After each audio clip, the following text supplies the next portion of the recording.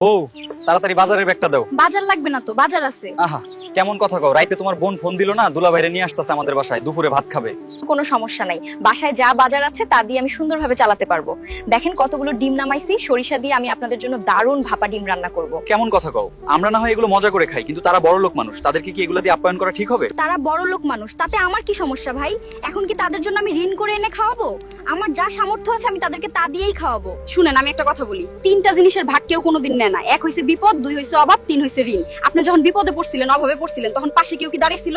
শুনুন, আমি আমার পোলা মাইয়ারে নিয়ে একটা করে ডিম ভাগ করে দিনের পর দিন পার করছি। তখন বিপদের সময় কাউকে পাশে পাইনি। তখন আমরা লোন পরিশোধ করতে পারছিলাম না, খুব কঠিন সময় যাচ্ছিল আমাদের জন্য। তখন আমি আমার এই বোনের কাছেও গিয়েছিলাম, আশায় ছিলাম হয়তো কোনো সাহায্য পাবো। তখন সে আমাকে কি বলছিল জানেন? তুই যে লোন নিবি তুই কেমনে পরিশোধ করবি? তোর স্বামী যে বাস খাইছে তা থেকে আর উঠে দাঁড়াতে পারবে না। আরো বলছিল সামনের মাসে আমরা সিঙ্গাপুর যাব ঘুরতে, সেখানে রুম বুকিং করা, আর বাইরের দেশের খরচ অনেক। আমরা তোদের টাকা দিলে আমরা কিভাবে চলবো? সেই দুঃসময় আমার গয়নাগুলোও বিক্রি করে দিতে হয়েছিল, মনে আছে আপনার? এখন যখন আপনি ব্যবসায় একটু উন্নতি করেছেন, ঠিক তখনই তাদের ফিরে আসার সময় হলো। এখন ওরা বড় লোক হোক বা এমপি মন্ত্রী হোক, তাদের জন্য কি আমার বেহিসেবি খরচ করতে হবে? আজকে আমার ঘরে ডিম আসলে সেই ডিম দিয়েই খেয়েই আমার পোলা মায়ের নিয়ে থাকতে হবে, কেউ সাহায্য করতে আসবে না।